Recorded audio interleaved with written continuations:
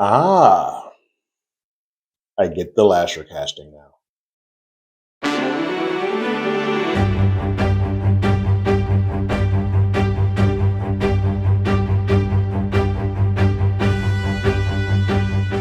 Hello, everyone. Terrence here with Hollywood Already Did It. If you haven't already, go ahead, like, share, subscribe to the channel, leave a comment, ring that bell below.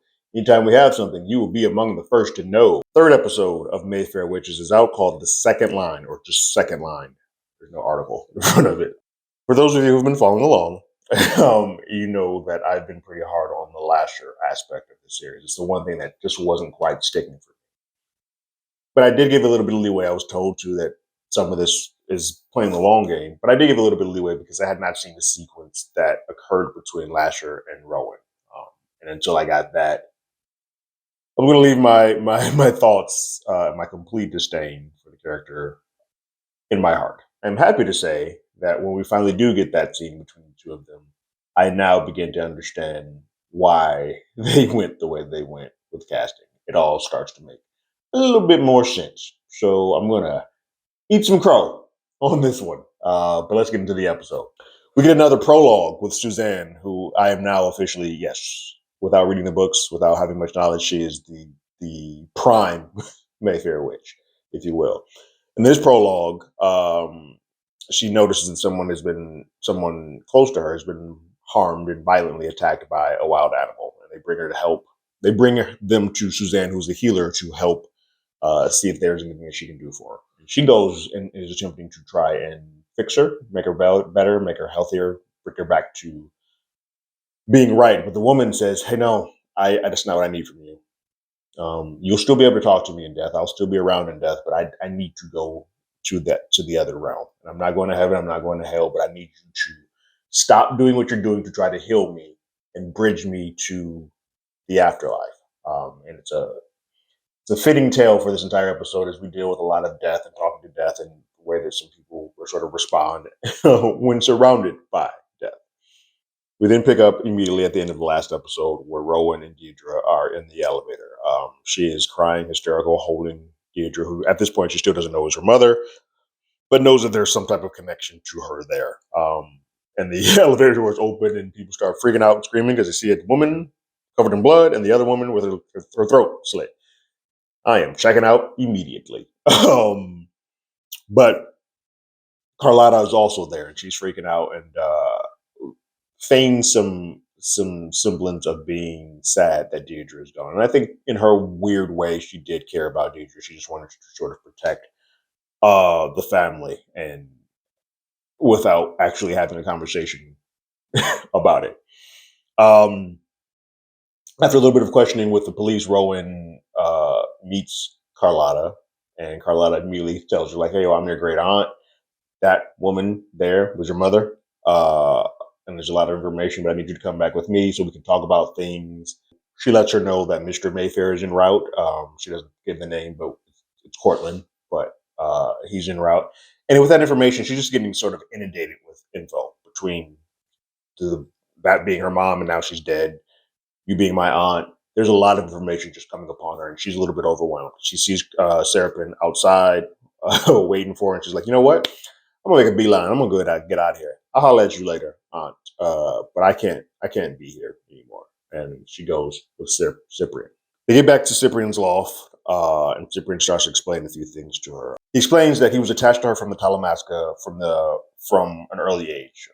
Her adoptive mother called in the incident that happened at the schoolyard, and since that point, he's always sort of been watching and keeping an eye on her powers and her just in general.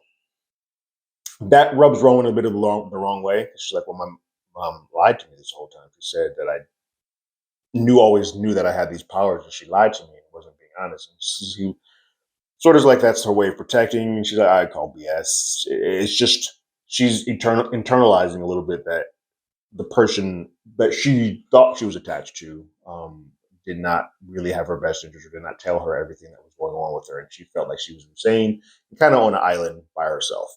I didn't get the woman's name, but it's Carlotta's, like, her handmaid, if you will. She's getting consoled by her and feeling really sad, and kind of mentions that's when we sort of learn that she did sort of in her own weird, twisted way care about Deidre, but also wants to care and learn more about Rowan. She feels that Rowan has more oomph and strength in her than her mom ever had, and she wants her to be a part of this family and learn what it is that we sort of have going on here. They want to keep her from Cortland, and they think they want to hatch a plan of like a way to bring her to us. It's let's have a wake for her mom. Because if we have a wake for her mom, she's probably going to want to be present and want to have just a little bit more information and connection to whatever it is we have here with the Mayfairs. They think that's the sort of carrot they can hold to bring her closer to them.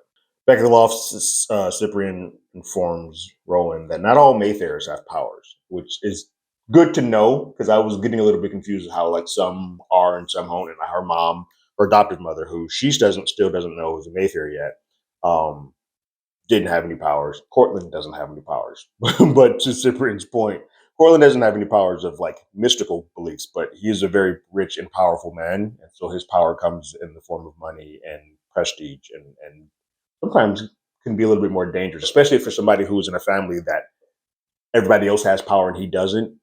The means that he may try to go to obtain or be around that power probably no end. He then also informs her that she has the strongest power that he's ever felt. And he's felt quite a bit. He then starts to try to empathize with her. And this is a dangerous thing I think that anybody does when people are going through something. They try to take whatever pain they felt and put it on them and say, hey, I understand what you're going through. I know what you're going through. I've been there before. And every situation is different. I don't think those are terms that you should use. Yes, you should be there for that person. But I think saying, I know what you're going through never ends well. And Rowan chin checks him and says, you have no clue what it is I'm going through. You walk around with 40 pairs of gloves of protecting yourselves from whatever it is you have, your powers are doing. I don't have that. You don't know what the hell is happening in my head right now. And he kind of is like, yeah, you know what? I was wrong. You're correct. My apologies. He then says he's going to go look for whoever did this into the elevator and use his powers to kind of figure out what's going on. But he needs her to stay here in this house. This is where she's safe, stay in this loft. And she's like, okay, I will. I agree. I will do so. Lasher is making his presence felt to everybody between his shaking trees and causing wind and causing a lot of like just violent turbulence. The air is thick and around Carlotta and around Cortland, and he makes his presence known to Cortland. He says, "You're responsible for this. You're supposed to protect her." And he kind of violently makes he pushes up on him a little bit to make him feel a little bit of pressure. Cortland then informs him that the 13th witch is here. You now have your 13th witch, which may be a part of some ritual that the 13th witch is the most powerful. That might be why she has this much power.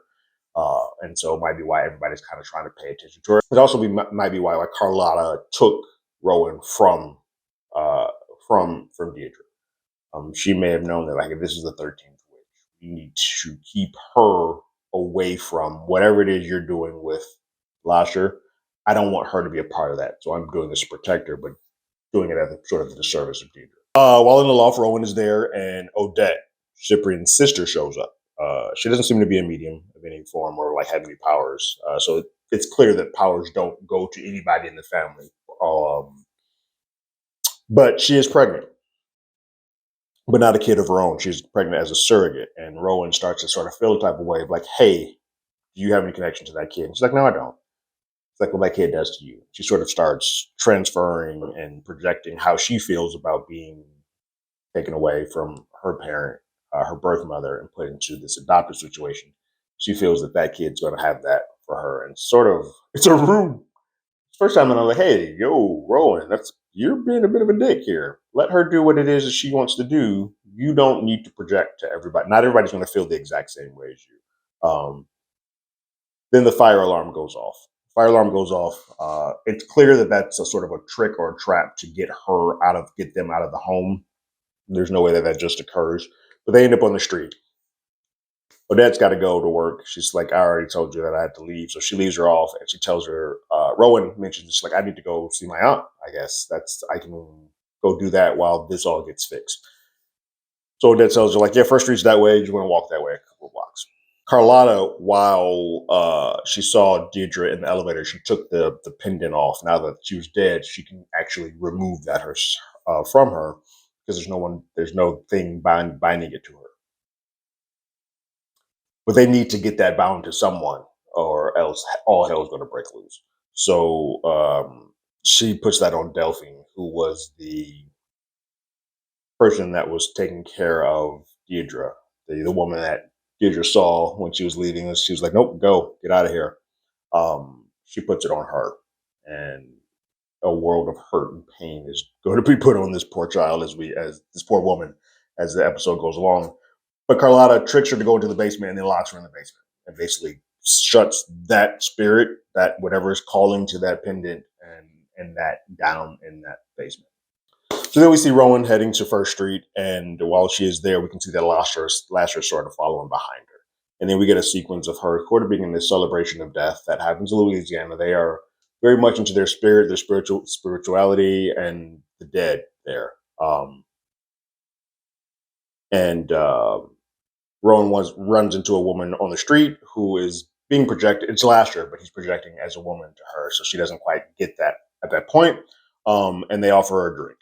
This drink seems to sort of remove that first line of defense that she has, to kind of block out all the other stuff, and she sort of becomes into the second plane that allows her to see the dead and allows her to see Lasher more clearly.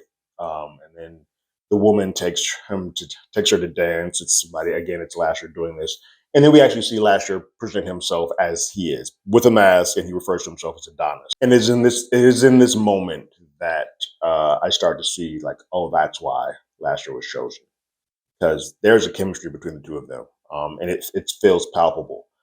She lets down her guard, and he gets, if the aggression and violent part of Lasher doesn't always come across, the seduction, especially in regards to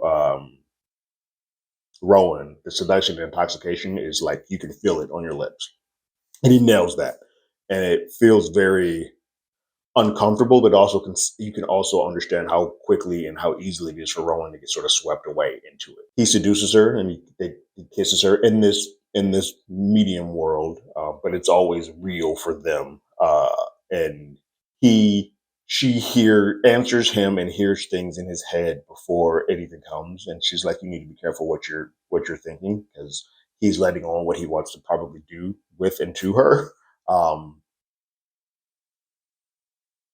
And then he kind of walks off a little bit. And as he walks off, Rowan follows. As Rowan follows, um, they go to the Mayfair estate, and there he presents as Deirdre. She doesn't know this yet, but Deirdre comes out, and she's so happy to see her daughter. And she's like, "You're dead." And, they have this moment, and Deirdre, as Lasher, informs her, like, "Yo, I never wanted to give you up. You were the most important thing to my life. I never wanted to lose you. You were taken from me." She keeps asking, Rowan keeps asking if she's dead. She's like, "No, you're not dead. In fact, you're very much alive. You are transforming now, transforming to something bigger and better." Um, she's like, "I don't want to transform. I just want to be. I just want to be me." She's like, "Well, and Deidre's like, "You're awake and you're becoming something more. And to do this, to continue on to this path and become this thing that it just unlocks inside of you, you need to give yourself to him." I'll say this about Rowan.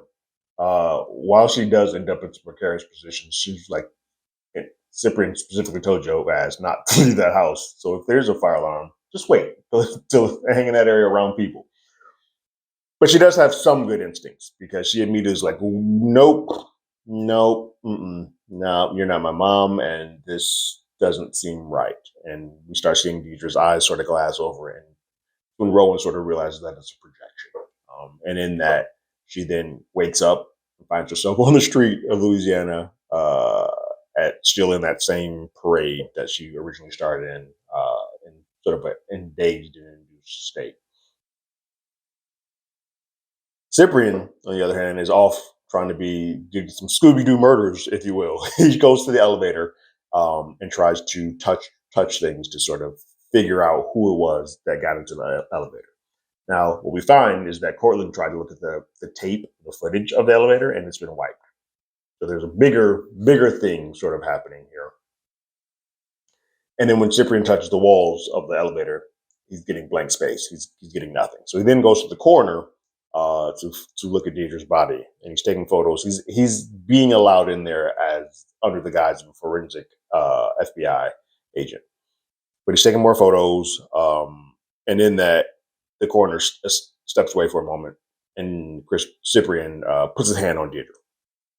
He starts getting flashbacks. He sees the moment when Carlotta did take Rowan away from Deidre. It's important that that's the first thing he sees when he sees her, because that's sort of the main kind of, that's the rooted idea that's always been in her head. That's the thing that kind of just plays on a constant loop in her head. Like, I need to get my daughter back. I need to get my daughter back. My daughter is what was taken from me. I loved her and I don't have her. So it is important that, like, the very first thing that he tells you when he sees her, that's how much that meant to her. We don't see the face or anything, but as he continues on, he starts to cry because he does get a visage of who stepped onto the elevator with Rowan. And he gives that back to the Talamasca so they can kind of start looking for clues as to who that is. As he leaves, this is probably going to be important. As he leaves, the coroner sort of has kept an eye on on Cyprian, seeing what he was doing. Doesn't know that he has powers, but he does say, "Hey, you know that was a witch." Roman's like, "We don't believe in witches and all that stuff." But there's a group called the Brotherhood that has been, I guess, tracking the witches and is aware. And he's offered a flyer to Cyprian to say, "Hey, you should come to this next week. I think you would fit into what we have here." So the only reason I bring that up, and I think it's important, is because it is bringing in a faction or a group that seems to be against witches or anti-witch hate. If they had any inclination that Deidre was a witch, I can see how they might try to get her off the board if that was the case. I don't know if this can go either way. That's part of it. We haven't seen them yet, so I have to see them to sort of believe that. But I also think that now seeing how important the 13th witch is and how much the mom would have gotten away, I'm not entirely sure that Lasher didn't do this. As a vestige, he may have put himself into somebody and was like, "Hey, we need to get her off the board so that Rowan is in a little bit more of a vulnerable state, and she'll give herself to me more." He plus also doesn't want to be in romantic involvement with Deidre because he wants all of his attention and affection towards Rowan. I'm just going off on a whim here, but I feel like it could go either way there. But I'm now more invested in the show than I think I had ever been, just because of that, finding out who does that, and now that Lasher seems to be, there's more to him than I originally believed. We see that the pendant around Delphine's neck is not taking too well, and there's a sequence of Carlotta upstairs just hearing Delphine just bash her head into the wall over and over nonstop. That's not gonna end well. Rowan returns to Cyprian, and she looks dazed, and he's like, "Are you okay?" She's like, "No, I don't know." They go up into the loft. They have some more conversations. Cyprian informs her that, like, "Hey, I couldn't see anything originally, but I did see a sort of idea of a likeness of who it was that stepped on the elevator, and I've given that information to folks that they're going to look into it." She's like, "Okay, cool." He then informs her that I saw your birth, and I saw how much pain and heartbreak your mother went through to to to try and find you and wanting you to be a part of her life. So while you may have felt alone on the island and felt like she may have deserted you, I want you to know that it was not her choice, that she wanted you to be a part of her life. Rowan informs Sip that, "Hey, yo, the guy or whoever there was, Lasher or whomever was projecting, they told me that. They said that in the thing, but a lot of the stuff was lies." Look, I think Lasher is smart enough to use some truths to build his thing, because he knows that the heartstrings, he knows he can feel inside Rowan enough to know that, like, being abandoned or being alone or being unwanted is a strong enough of a character flaw for her that he can maybe build in on that. She also asks, is like, "Hey, can he get into my head at any point in time, or was that drink sort of the gateway to allow him to do so?" Cyprian's like, "I don't know. We need to find that out, because I don't know exactly how all of this works with you." But I do know that in this place, you're protected. He's not going to get me here. She's like, okay.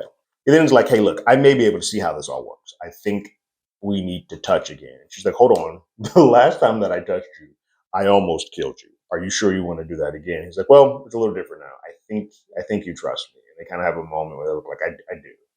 There is a bit of a trust there. And for the first time, I think in a while, because it is somebody who is not lying to her about what she is, she doesn't feel like she's being gaslit about like, hey, you don't have powers. No, shut up.